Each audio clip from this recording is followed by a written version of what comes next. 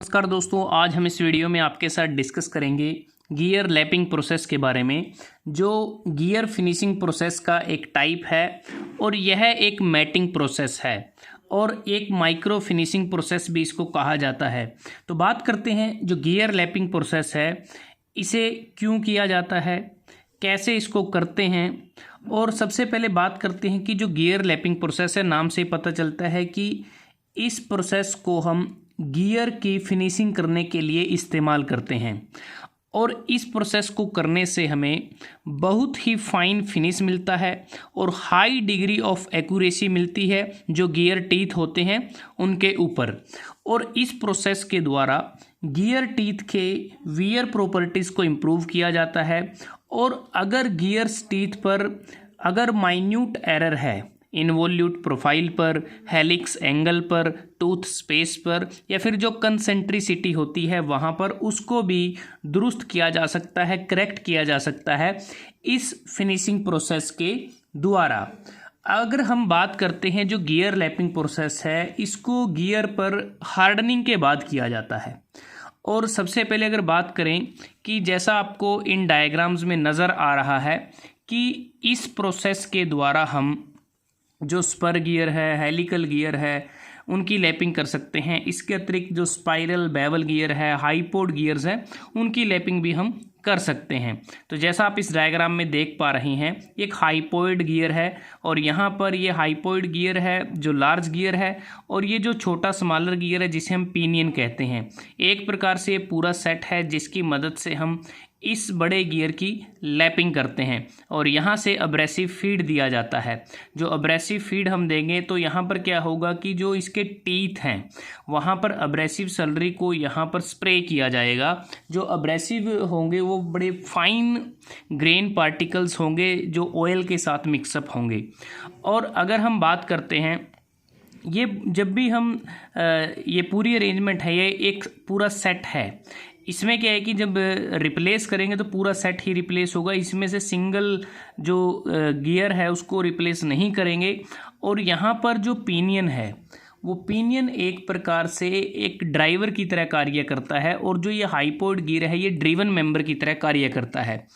और अगर आप इस डायग्राम को देखते हैं तो इस डायग्राम में हमें नज़र आ रहा है ये हमारा गियर है जिसकी फिनिशिंग हमें करनी है, जो अपने एक्सिस पर रोटेट कर सकता है, एंटी क्लॉकवाइज भी रोटेट कर सकता है, क्लॉकवाइज भी रोटेट कर सकता है।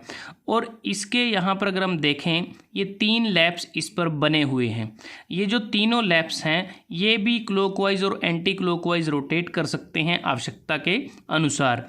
ये जो लैप है इसके जो एक्सिस है वो इस वर्किंग गियर के बिल्कुल पैरेलल एक्सिस में है, जबकि ये जो दोनों लैप हैं इनका जो एक्सिस है वो किसी एंगल पर है गियर एक्सिस के साथ। ये जो एंगल है 3 डिग्री से 5 डिग्री के बीच में ये वेरी कर सकता है।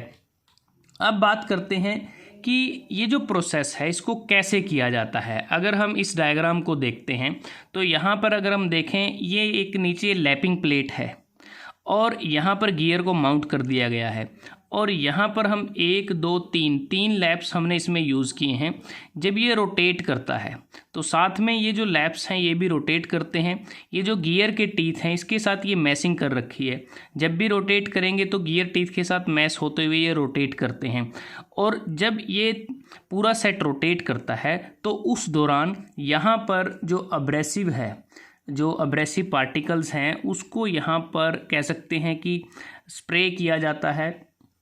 और जो फाइन अब्रेसिव पार्टिकल्स हैं उनका जब हम स्प्रे करते हैं तो उस दौरान क्या है कि उसको कैरोसिन के साथ मिक्स किया जा सकता है या फिर जो लाइट ऑयल है उसके साथ मिक्स किया जा सकता है।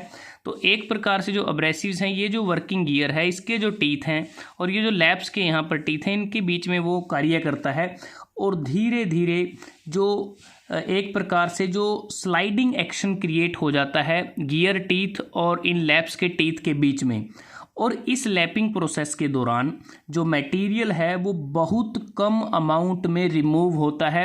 एक प्रकार से स्टॉक रिमूवल नहीं होता, बहुत ही कम अमाउंट में जो मटेरियल है उसका रिमूवल होता है और जिससे हमें बाद में जो गियर का टूथ सरफेस है वो बिल्कुल हमें एक डिज़ायर्ड जो पैटर्न हमें चाहिए वो हमें मिल जाता है। अगर हम बात करते हैं कि जो गियर लैपिंग प्रोसेस है, इसको जो जब किया जाता है तो उसका जो टाइम ड्यूरेशन रहता है वो तकरीबन 15 मिनट का होता है। जो largest time of gear lapping है वो अबाउट 15 मिनट्स है।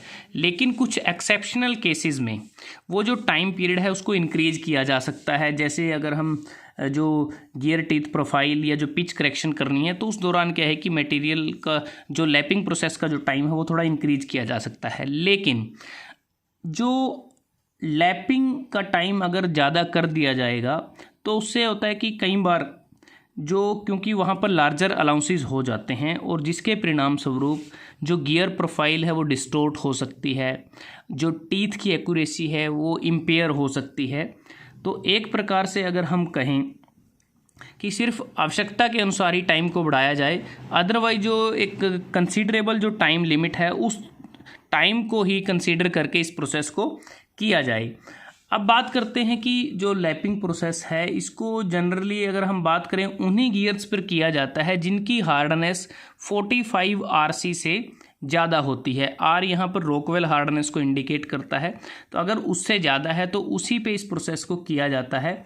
क्योंकि इसमें क्या है कि जो गियर्स के टीथ पर जो भी बर्स हैं उसको रिमूव कर सकते हैं अब्रेसिव पार्टिकल्स के अब्रेसिव एक्शन के द्वारा, और हीट ट्रीटमेंट के कारण जो भी स्मॉल एरर गियर टीथ पे या गियर की स्ट्रक्चर या शेप पे आई है उसको भी हम ठीक कर सकते हैं।